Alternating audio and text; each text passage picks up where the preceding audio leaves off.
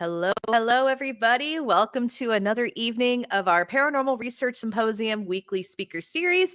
My name is Alex, and I am the conference chair as well as the founder and director of the Association of Paranormal Study, and I'm going to be your host for this evening. So I'm really excited for tonight's show because we have Ron, Lourdes, Tony, and Cherie on the show this evening. They are going to be presenting at the symposium this year, so it's going to be an amazing conversation.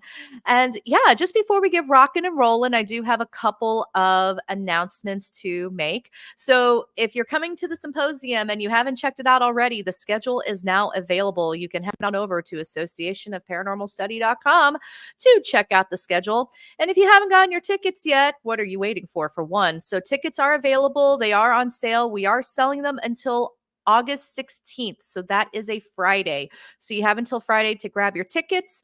If you're looking at that, if you're looking at the tickets and you're like, well, I don't know for sure. We are doing a ticket giveaway. So thanks to our sponsor, Gold Dust Publishing, we have 2 tickets to give away for the symposium.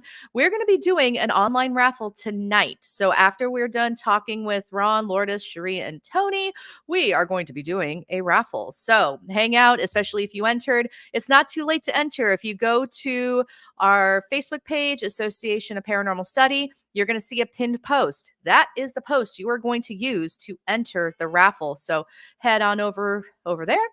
And last but not least, our workshop, Gifts Gather Through a Dark Mirror, a how-to guide for scrying, led by Lisa Crick, is open for registration. Now, seats are limited, so be sure to head on over to our website, grab your seat. There is a $10 fee for supplies, but you do get to keep the mirror.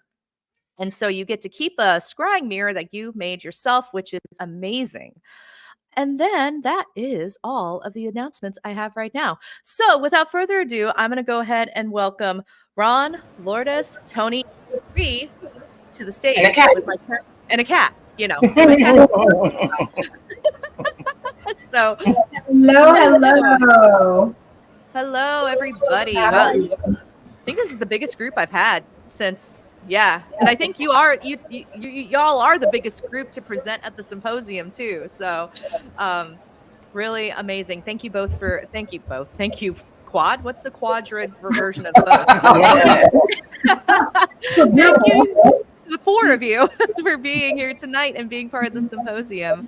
Thanks for having us. This is fantastic, and both technically works because we look like 2 competitive teams from like Dancing with the Stars. I know, right? I know, like purely coincidental because I'm doing my work clothes and didn't see what she changed. I always wear black. Then when I saw Lourdes sit down and you both had red on, I'm like, Cherie, we're both in black. We'll be at the symposium with matching gold sparkle jackets, tap shoes.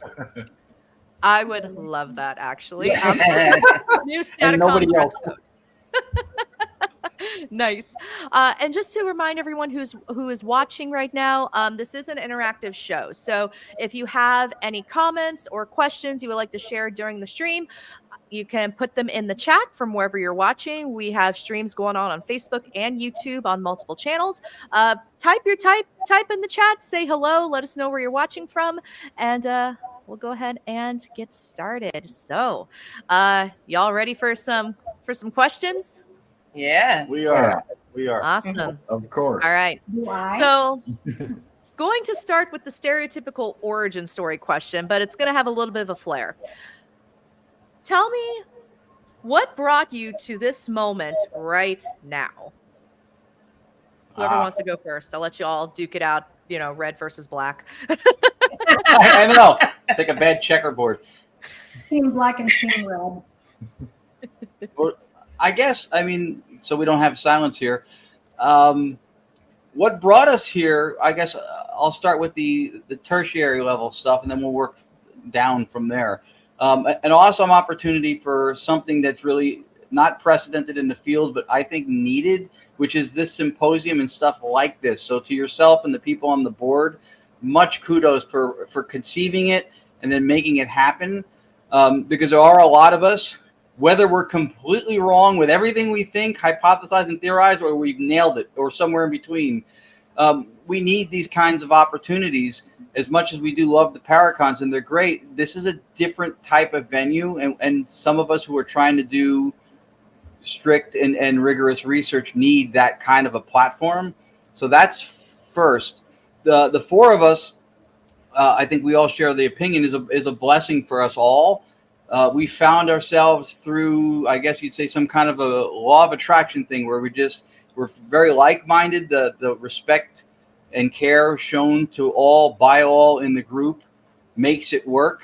We know how to resolve differences. We know how to minimize differences, and we certainly know how to play together well when we're trying to move things forward. And before we met, we all had our passion within the paranormal, whatever, even if it was different or similar. So I think that's what, like you said, that attraction is what brought us all together. Yeah. You guys want to add to that? Did I leave anything out?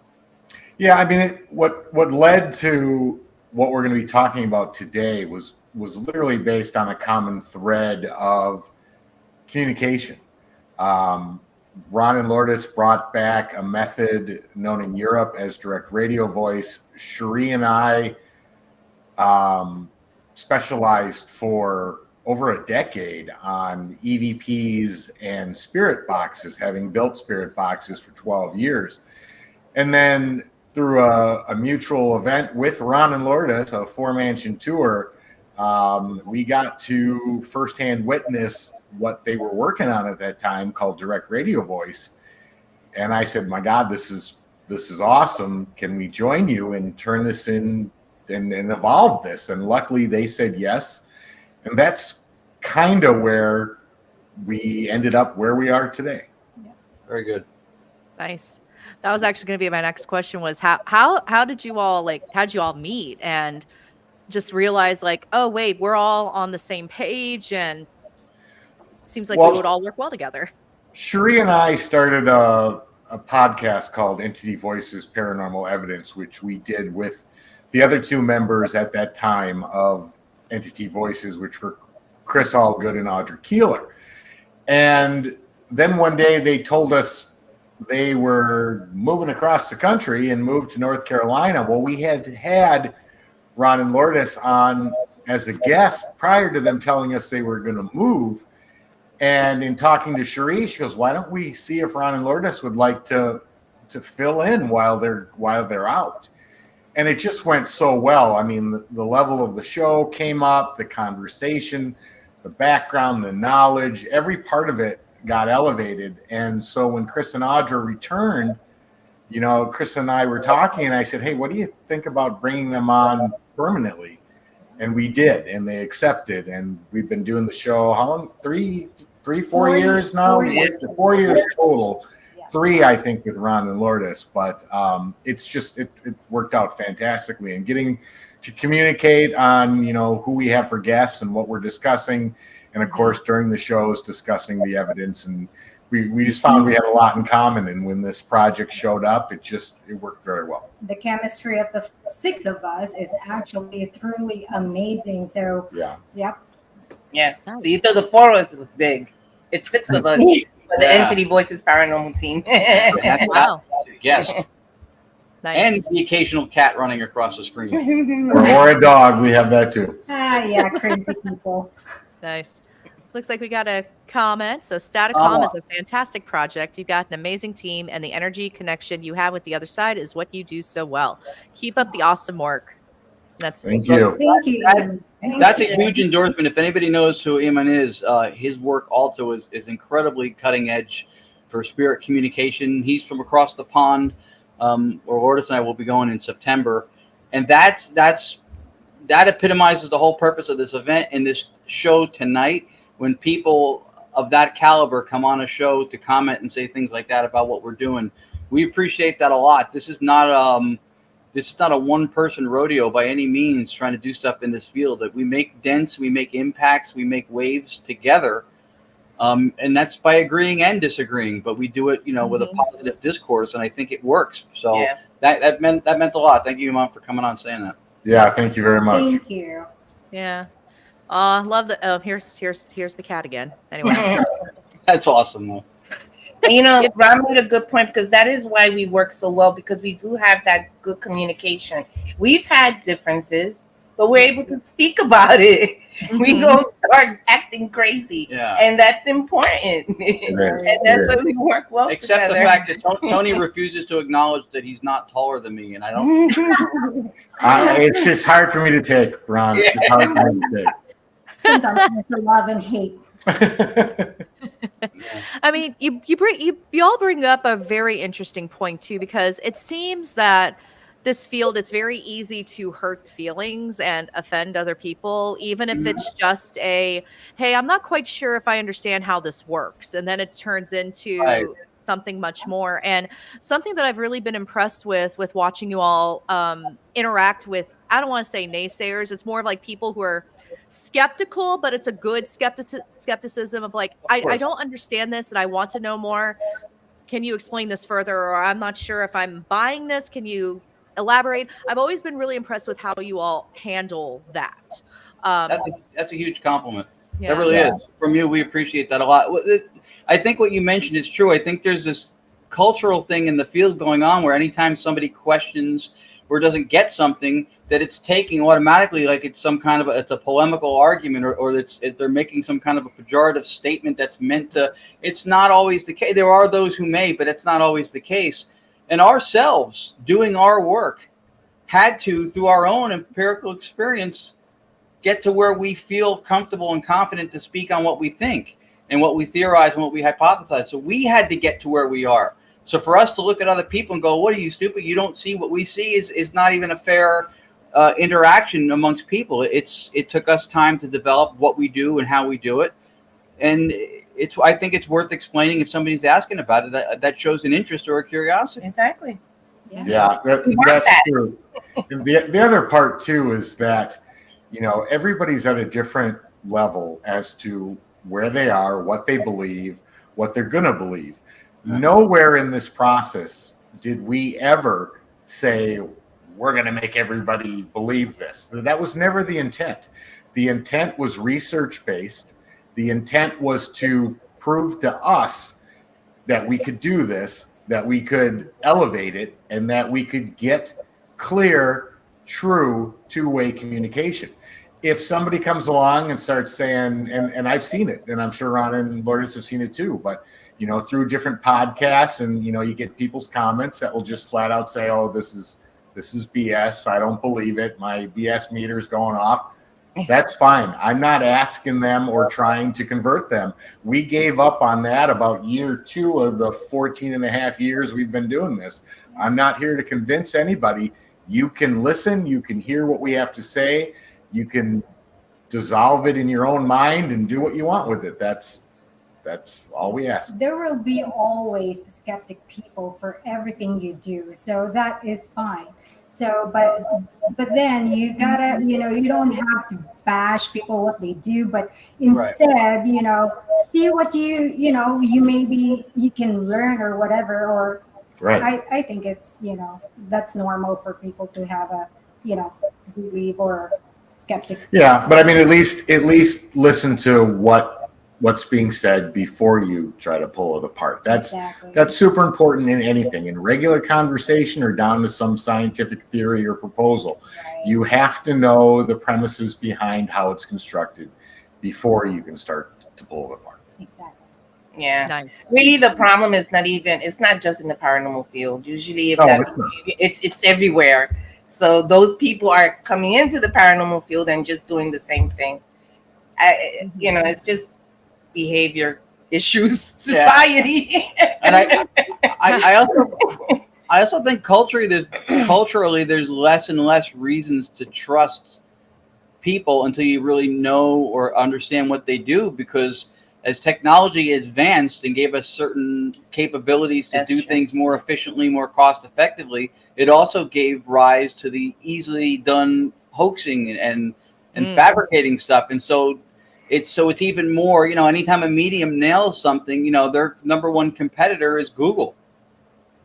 And it's not always fair to say. A lot of times it's not stuff that's even you could reference from Google or get from. We've had mediums post stuff about our grandmother that's not anywhere online, but you have that part of it. And so there's a certain level of having to earn trust, I think, where where the goalpost has moved. You know, we've nailed the 30-yard field goal, and they go, no, it's 45 now. We're like, oh, so Yeah, it's a moving thing. Yeah.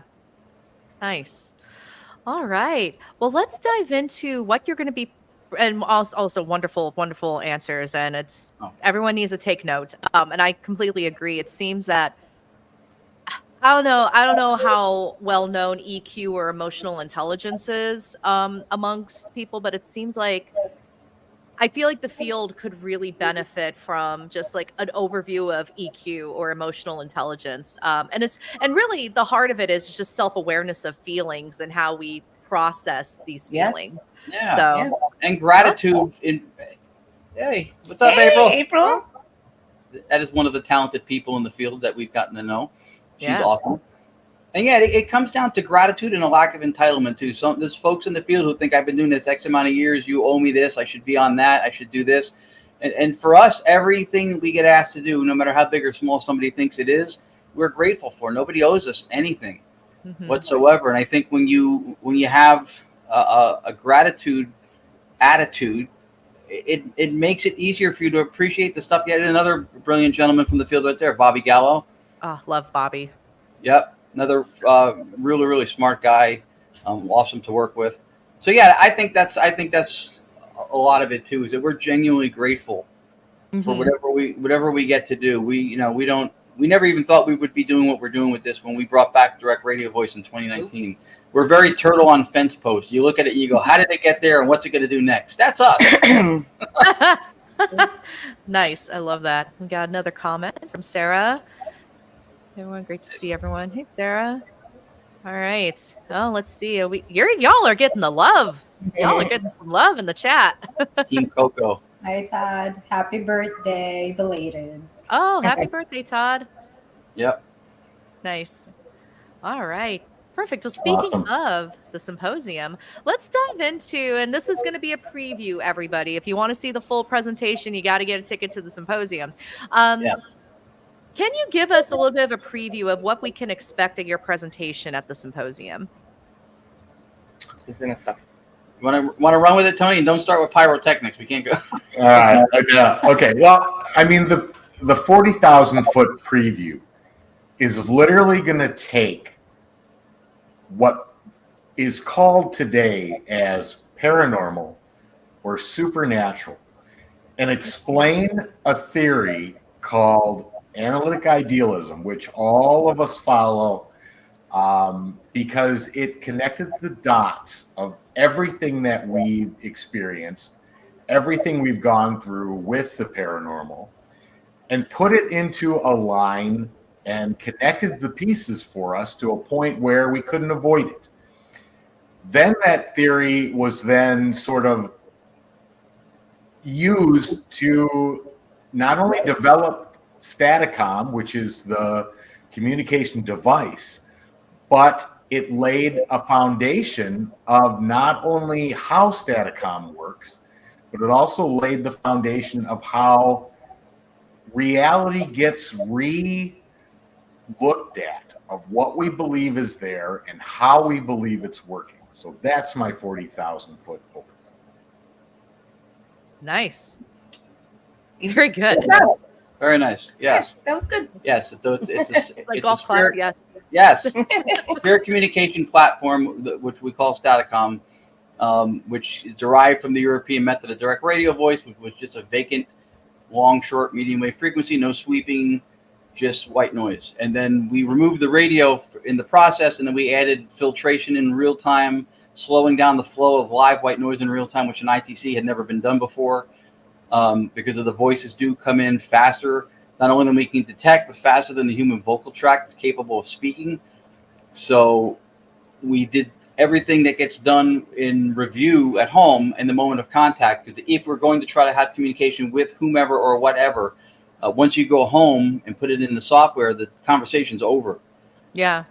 And then the foundation of analytic idealism as a substrate for reality is something that we think is important, because the task for a lot of paranormal investigators or researchers or whatever we call ourselves these days is that stuff isn't real. You don't believe that stuff is real. Like, it's not real. And I think that the extra step that doesn't get taken is to define what we think reality is. You have to have a concept of what you think reality consists of in order to determine if something is or is not real. And there are metaphysics that attempt to explain what reality may be or consist of, and that's another thing we hope to clarify too. Metaphysics gets conflated a lot in the paranormal with meaning spiritual or spiritual woo-woo stuff, mystical. Metaphysics literally means that which stands behind the physics. Science tells us what we're going to see next. It models and predicts the behaviors of nature. It doesn't speak to what nature or reality is. That's a philosophical argument. And a lot of the common world instantiation these days is physicalism or materialism. But there's panpsychism, solipsism, different versions of idealism. And we look to see which is both skeptically parsimonious, doesn't create theoretical entities for the purposes of fleshing out an explanation just so you can stick to what you believe, and what seems to not clash with science. If you have theories or hypotheses that clash with science, you have bad theories. Science has regularities of nature that it tells us that we can count on, that are reliable. So we need not clash with those things. And if you can find some explanation for reality that coexists, that's in unison, in harmony with what we know is nature's regularities or laws of science, then you've got something that's worth looking at. It meets a prima facie level of plausibility. You can look into it. It's worth exploring. And that's what we're trying to do with analytic idealism, which is a philosophy of mind, as well as the communication that we do. And we think it's even beneficial to the field as a foundation for what reality is, because it allows for things like psychometry, stone tape theory, but not in the way that we thought that they would work. Well, you've piqued my interest. that's amazing. That's a compliment. Yeah. Yeah, no, I mean, and what you're talking about right now, and this, we're diving deep into an area that, I mean, this is no offense to the field in general, but it seems like a lot of times, especially with content creators and whatnot, it's very surfaced, and we don't dive that deep into like the theories and the concepts and, you know, metaphysics and trying to find that handshake with science. So, yeah, no, I mean, when, and I'll be honest, when myself and the committee read your abstract, we were like, this is the heart of what we want for the symposium to be. So, well, that means a lot. And we by no means claim to have it all figured out and know the answers. We just think if you look at what we claim to do, if you look at what people claim to experience in the field, and we know everything in life, everything, directly or indirectly, through acquaintance, by experience, heavy, light, dark, yellow, everything we know through experience. So if we can find something that is most parsimonious, has least amount of theoretical steps to explain something, we can do it derived from things that we already know, things that perhaps science does tell us, then we've got something that maybe helps the community and explains what's going on. Because we have experiences. People in this field, tons of people are having experience. Are some of them bull? Probably, yes. Obviously, you can't take everything at face value across the field, you know, unfettered, just, yes, it all works. No. But by the same token, you can't dismiss the amount of stuff that is really inexplicable. And so instead of dismissing it, or we seem as a field to suffer from spiritual bypass. And we go, ghosts just know how to do it. They just know how to work that thing. They just know how to. But we don't get anywhere with that. It completely lacks empirical adequacy. Where's the meat on the bone that tells us why or what even if we're wrong, what do you think? Not just ghosts know how to do it. Yeah. Right. Nice.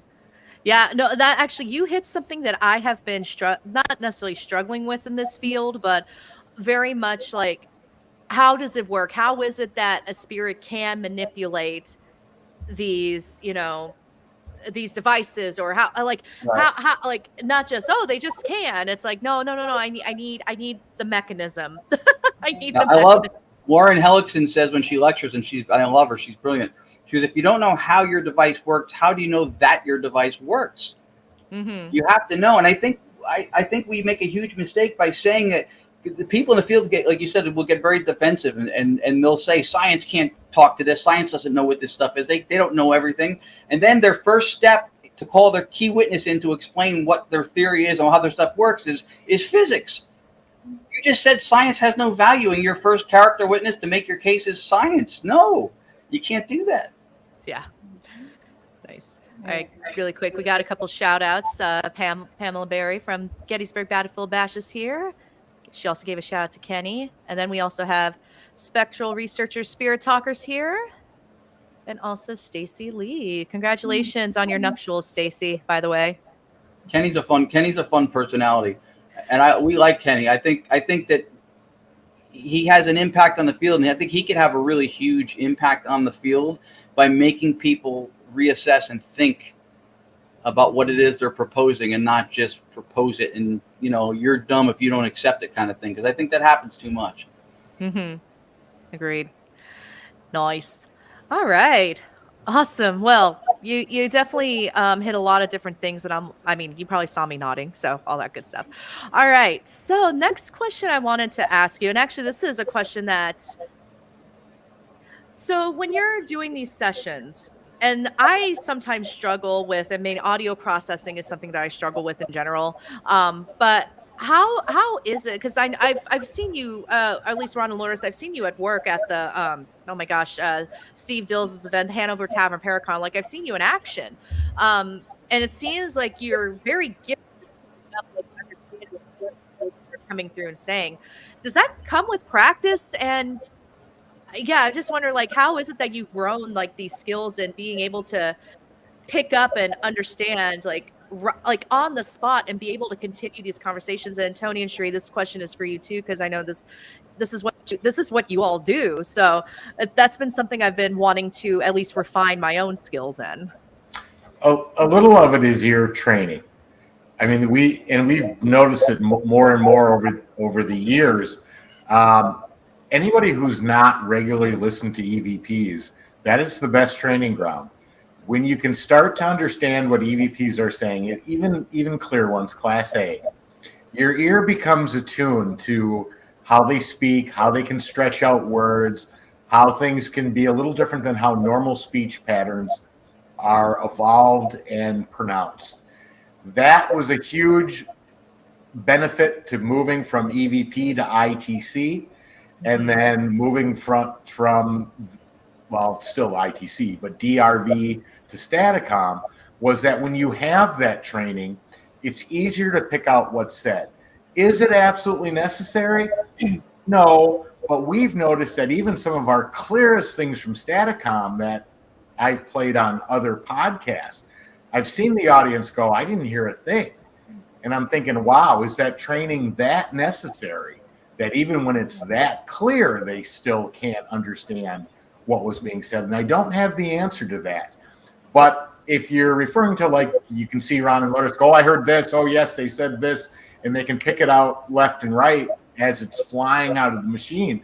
A lot of that comes from training, although Lourdes, that's her profession as well, being a court reporter and listening to people talk in different, speeds, different cadences, over talking one another. Her ear has literally been trained to identify what's being said, and that's a huge help to us, when we disagree on maybe what was being said. But because what I do for the living, I do for the dead. But are you going to be in Hanover this time? I believe so, yeah. Because I also believe that from last year to if you hear it again this year, you're going to notice a difference. It may be easier for you because Staticom has improved from then to now. Right. It has improved. Yeah, and her vocation is a huge plus too. I will, if you give me an argument choice between an audio engineer who tells you how sound performs, how it behaves, what it does, how to make it, and the court reporter who linguistically listens to speech on recordings for a living, I'm going with the court reporter every time. I won't say anything bad about her if she's in the house because she'll hear it. She's that good. So that makes a difference too. And the other thing that she pointed out, because of her vocation, is I know they had done double-blind studies before with ITC, and they were the efficacy of the method got a really bad rating. A high percentage of people didn't hear the same thing. Now, we also know that communication is 75 to 80% visual. So we're not afforded that luxury with audio, for one. Second of all, that study Mhm. was, I think it involved ghost box work, and there was more than one of them, if I'm not mistaken. But what she pointed out was that if somebody says rip and she hears trip, yes, hearing is fallible. Yes, we can misconstrue things or even take sounds to sound like words sometimes. But if she hears a word, it doesn't mean that it was not spoken just because it's a different word. It means you misheard the word. So that alone is not grounds to disqualify whether or not you're getting language or speech. Yeah. Right. Because even like sometimes we'll have half the crowd say they heard this, and then the other half, 10 people will say they heard the same thing, and the other 10 hear a different thing, same thing. But it's because all our hearings are different. But just because they're hearing two different things doesn't mean that necessarily, I'm sorry, I have mints in my mouth. Oh, you're that fine. It's pareidolia, because words were said. You heard something. Yeah. Just because you hear two different things doesn't mean that words weren't spoken. Yeah, and I would love to see if there's an abundance of data that shows the presence of pareidolia outside the predatory area of paranormal research. Like there have to be cases of it happening in life. It can't just be categorically something that happens in the paranormal. Like people, nobody walks into their boss to go, "You're fired." They go, "What? A raise? Fantastic." "Oh, I'm sorry. Pareidolia, my prescription ran out." Right? There has to be situations like that. It can't just happen when listening to spooky stuff. So I think we also have to, if you're going to run with something as a disqualifier, then you have to look at what other avenues in life and in reality could that also be an impact? And is there any data to suggest that it doesn't just happen in this little bucket of ghosty stuff because it's hard to believe stuff? Yeah. Yeah. Let's see. We got a couple more comments in the chat. We've got Pam. Thank you, Pam. And then Tony, didn't you guys also do something where you put something that didn't match what was on the recording? Because if it has to be in congruence with the phonetic cadence of the words, right? Correct. We did an entire test. We put up the wrong wording, knowing it was the completely wrong wording to what was being said. And people are like, that's not, everyone was like, "That's not what I heard. That's not what I heard." So it's funny because when you reverse it, it seems to disappear. But when you put something up, everyone's like, "Well, that's not what I heard." But like Ron and Lourdes were saying, people's hearing is different pitches, loss of different pitches, different hertz. So people can hear things differently. But like they were saying, it doesn't mean it's not speech. Just because you heard it differently, you may have mistaken a word or two. But yeah, that test was unbelievable because people are like, "No, I heard this, not what you wrote." And I'm like, "Well, you're right. That's exactly what was said." Even though because when we put up words and we do it so that we can let the audience know what we heard. We're not guaranteeing that was what was said.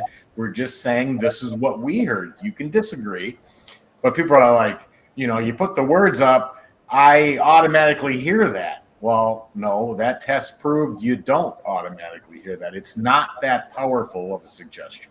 Yeah, it's influential, but the power of suggestion also gets exaggerated in its effect. In cases of debunkery, it gets more power than it has. Like you can't put up the words to the theme song from the Jeffersons and tell people they're listening to Stairway to Heaven. I mean, it's not right. It's gotta match up phonetically and like the bald-headed woman. Right? Yeah. Right. My uncle used to hear the Bee Gees sing "More Than a Woman." He thought they were singing "Bald-Headed Woman." It's still a song. He's wrong. But that's what he thought he heard. It wasn't pareidolia, right? That's what he heard. Nice. So goodness. All right. Let's see. Got a couple of comments in the chat. Hang on. So Stacy did mean to say Ron. She did clarify, but yeah, I work with disabled children who have limited language. It's the same concept. You have to train your ears. You are able to pick up on slight enunciations. Let's see. Got a shout out for Hanover Tavern from Pam. Then let's see. Then Bobby, predatory areas of the paranormal. I dig that too. That's because you have to have continuity of thought. You can't say that there's fallibility in human hearing, and so because of that fallibility, we're not really hearing what we think we hear, and we're wrong. But at the same time, we don't have the fallibility when we're hearing what we want to hear, and pareidolia takes hold. But it only takes hold in the paranormal field, not when we're going through day-to-day life. You mean so? It's just it's completely internally contradictory across the boards. Like there has to be some kind of continuity. The theory has to congeal where it makes sense and it shows its face in other areas. You can't have fallibility only in. It has to be consistent. Yeah. Yeah. That's the word. Yeah. Nice. Let's see. Spectral researcher, spirit talkers say, totally agree. The more you listen, the more you hear. You become accustomed. And they had one more. Also, age affects what you hear. Younger ears can hear different frequencies, and older ears, but trained ears, that's an advantage. Yeah.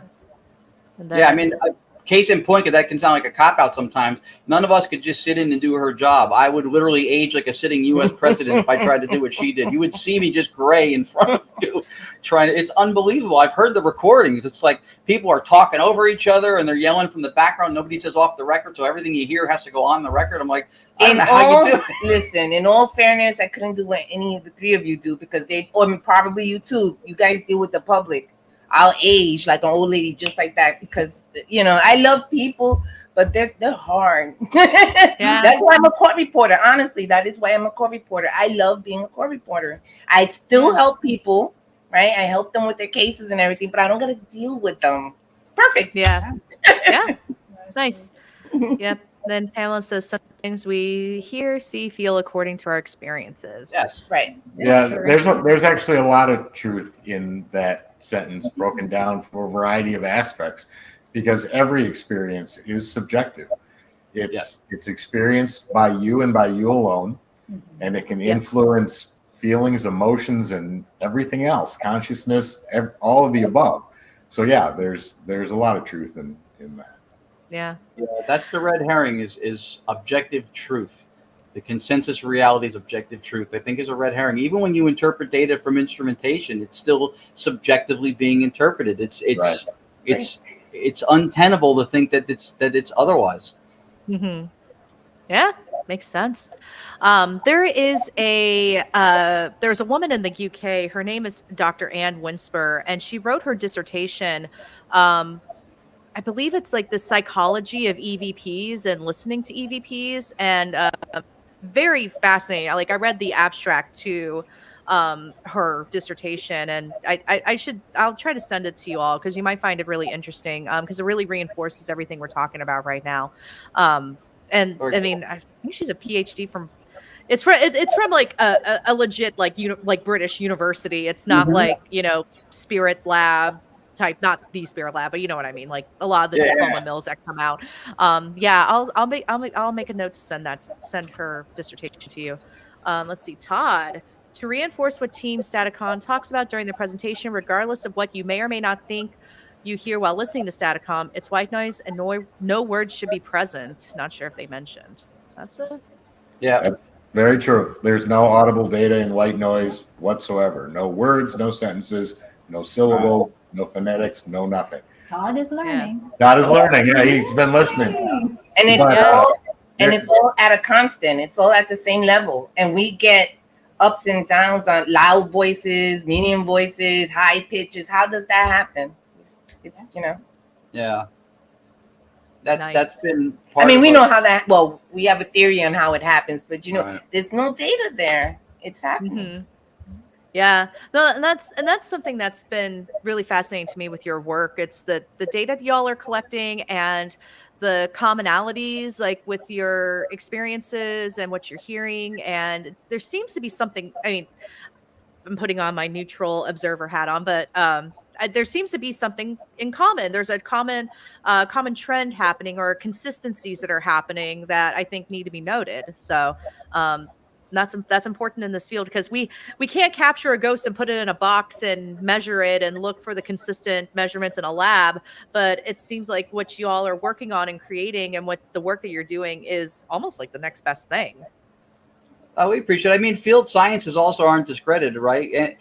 Anthropology, astronomy, rather. Like they don't have astronomers bringing planets into labs. Otherwise, their work is not accredited.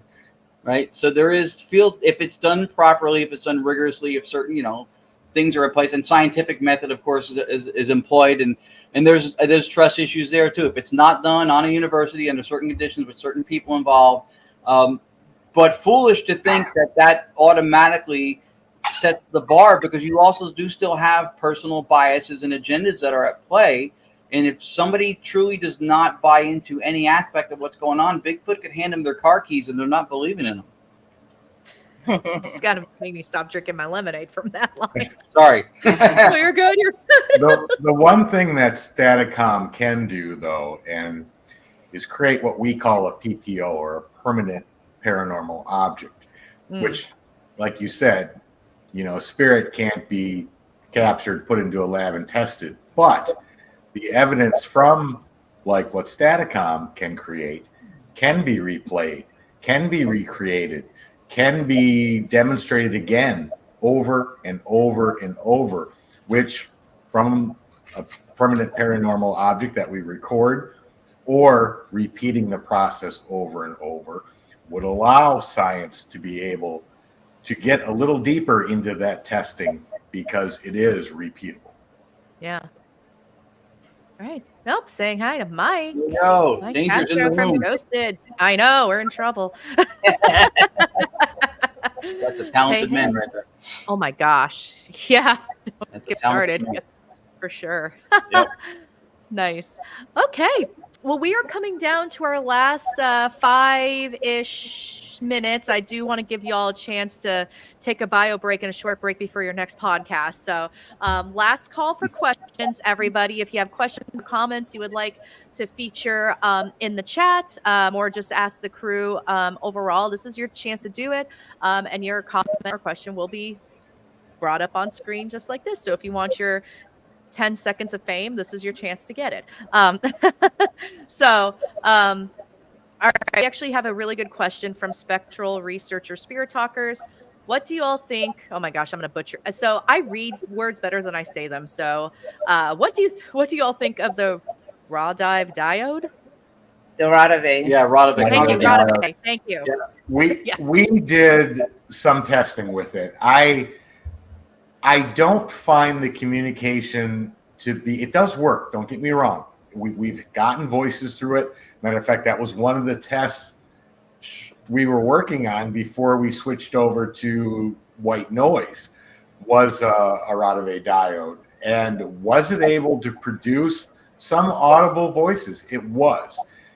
I think that something in the construction, I don't want to specify what, but the theory is good. The way it was constructed from a theological standpoint, I think is good, but I think something is slightly off. Just as the whole concept behind the spirit box, that spirits were manipulating the bits and fragments of radio into their own sentences, I think it's similar to that line. And we believe that was the downfall to the really short answers you get on a spirit box, is that longevity of full sentence communication breaks down anytime a radio station is hit, whether it's for a tenth of a second or whatever, it stops that communication. The Rodave diode also is a limited range pickup. It lacks amplitude, and part of how we think that we get voices through white noise is through stochastic or inverse stochastic resonance, which is anything enters the white noise. If it matches one frequency within the white noise, those two resonate and you get amplitude from that. The Rodave diode lacks the ability to produce amplitude at a level that makes it audible. Right. So you could have vocal phenomena the way EVP is, but without something to modulate the experience where your sensory perception can pick it up, then you don't know you even have it. So I think that was one of the shortcomings. Yeah, fractured communication. That's what we believe. If we're using the white noise through resonance, every time a ghost box hits a station while sweeping, it's like if we were on a phone call and I just kept intermittently hitting the mute button. Like it would just keep interrupting the contact, because what it is that you're coming through on is being taken away and then served back up. Yeah. And white noise today is used throughout the medical community, the physics community, lots of scientific areas, to literally make from a perception value, a signal that your own human perceptions can't pick up. And that's, again, how Staticom works. The white noise is used to take a signal the human body can't perceive and elevate it to a point where it can. Nice. All right, got a little shout from Tom for Mike Danger. Also, let's see. Todd also says that phrase while listening to early Staticom at New Egypt Historical Society was my epiphany of hearing words clearly. That's why we said that when we were with Mike at New Egypt Historical Society. He left. He came back in. We were running Staticom, and a voice went, "Danger! He's in the room!" And everybody went, Yeah. And Todd and her heard it first. Oh, that's what that's in. That's what that refers to. Okay, it's all connected. All right, nice. So that was an epidemic case of several people having identical pareidolia at the same time, Danger heard it too, including Danger, who was in the room. Yeah, and stop. That's amazing. He's like, That's our paralocution right there. We have an idea of how we think this vocal stuff works. We do not claim to know where the voices are coming from or how it works. We do think that consciousness is what we're communicating with on a grand scale, not ghosts floating around the room in top hats and bow ties, maybe as some may thought in previous years. But we think that fundamentally what we're dealing with is consciousness, and we believe that reality is mental in nature. That consciousness is the ontological primitive upon which everything can be explained and emerge from, but the thing itself, which is not reducible. You have to have a reduction base when you're trying to explain reality, because if you keep reducing and reducing, you end up chasing your tail and going in circles. So at some point, you have to have that one. You give me one miracle, I'll give you the rest. And that, for us, we think the one ontological primitive, the foundation, is consciousness. And from that, Staticom, EVP, psychometry, telepathy, etc., I think can all be explained most parsimonious compared to doing it through physicalism or materialism or anything else. That's what we're bringing to this thing. And thank you so much for having us and giving us that opportunity to do it. Thank you. Of course. I'm excited for y'all's session. I made a note in it when I finally made the schedule. I was like, okay, what could I go see? And I prioritized y'all's session. So no offense to any of the other speakers watching right now. I love everybody. No, it's a hell of a lineup. We're honored to be part of the lineup. It's a great lineup. I was very fortunate that so many really cool people, really smart people too. I have a NASA astrophysicist coming, like someone who works for NASA is coming to speak. So it's cool. Oh my gosh. So it's really cool. A couple comments from Pam. Yeah. Always amazing. I should talk to that person. My son's going to University of Alabama, Huntsville. He's leaving next Tuesday. And he's in the honors program for aerospace engineering. That's what he's going for. He wants to work at NASA. And he wants to work at NASA. That's his goal. So I'm watching my little boy go away next week. I'm a little heartbroken. I'll make sure to introduce you to Karen because she's amazing. That's awesome. That'd be great. That's great validation. Perfect. All right, y'all. I think this is a good stopping point for the four of you. If for those of you who are watching, if you've entered the ticket giveaway, we're gonna do the raffle in just a minute or two. But yeah, so Ron, Lourdes, Tony, Cherie, thank you so much for being here tonight. Thank you for also giving your time and your expertise and your talents to the symposium this year. I am looking forward to your session, and yeah, I mean, we're gonna rock and roll in less than 2 weeks officially. I know it's gonna be exciting. We're looking forward to it. And everybody watching, tell your friends, take out your wallets, get your credit cards, buy your tickets. Yes, it'll be worth it. Yeah, it will. Or join the raffle. Do it now before. Yeah, I was about to say. I'm literally going to collect the last few names in the next 2 minutes. So if you want to do the giveaway, still have time. Yep. Cool. All right. Well, I'm going to go ahead and let you all go for this evening.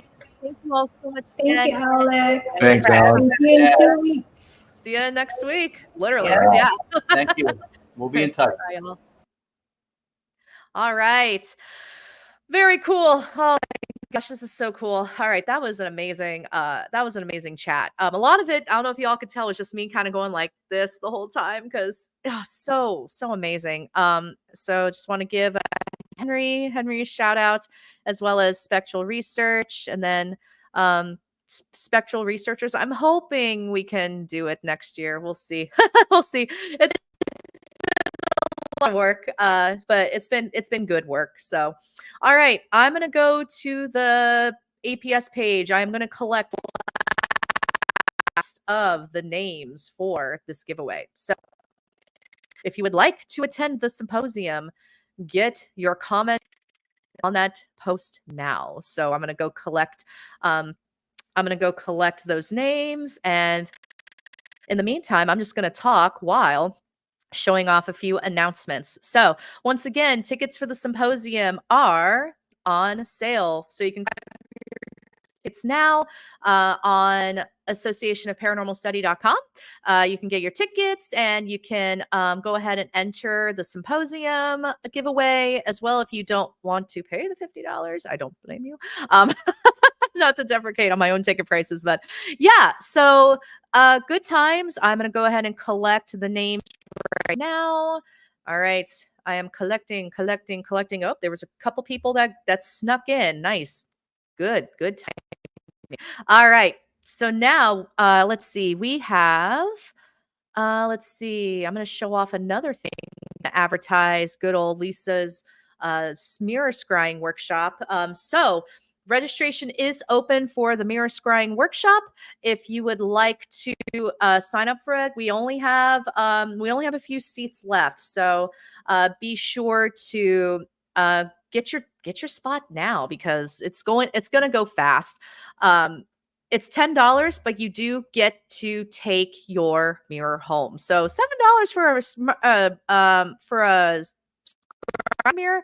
That's actually a really good deal. And plus, it's something that you made yourself, so your own energy is going to go into it, and yeah. So it's gonna be good stuff. All right. We got some entries here. I'm gonna go ahead and get the raffle started. Let me turn off this. All right. There we go. I see my face again. All right. I'm going to make an attempt to screen share. So as soon as I can get this done. All right. Had all this planned, and it's now gonna, there we go. Okay. We had about a dozen people enter. Thank you, everybody. I did check the different Facebook groups too, so that's where a lot of these names are collected. All right, going to copy paste the names. StreamYard takes up a lot of bandwidth, so it's going to take a second. All right. Just going to wait. All right. While I figure out the last of these logistics, I'm going to go ahead and show off the next session that is happening on Wednesday. So we do have another stream happening on Wednesday. It's going to be at a different time. It's going to be at 10 a.m. So if you really like, spooky brunch, go ahead and join us on Wednesday at 10 a.m. for the 3 Appalachian Witches. I'm really excited for their talk for the symposium. It's going to be really good. Okay, I got my names up. We are good to go. I'm going to make an attempt to screen share. Let's see how this goes. All right, just going to turn this off. Turn on the screen share. Good times. Hopefully I don't break everything. Giving away, break everything trying to screen share. Thanks for hanging in there with me, everybody. All right.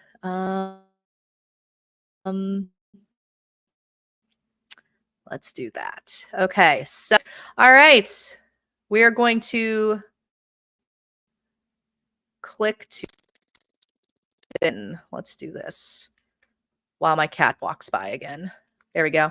Okay. Let's do, I'm going to try a different layout. Okay. All right. That should work.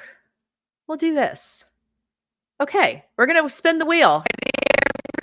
Going to see who wins these tickets. So, all right. Off we go. Let me go to the page. Click to spin. Here we go.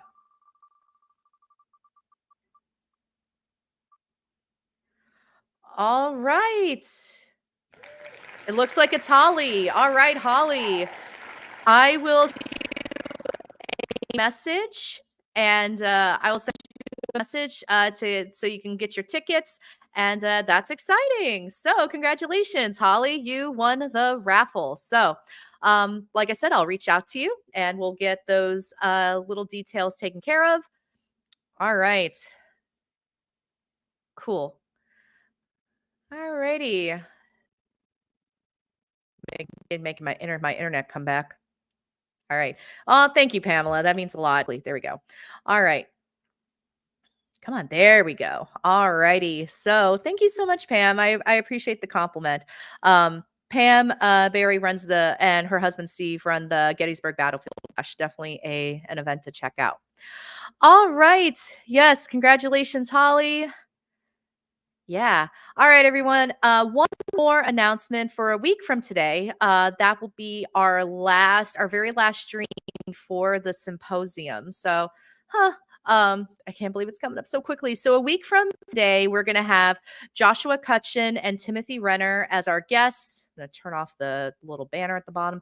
I won't be hosting next week because I have to go to Seattle for work. So my lovely core member, Whitney Zahar, is going to be hosting, but Joshua Cutchin, Timothy Renner are going to be our guests for next week. So they are fantastic.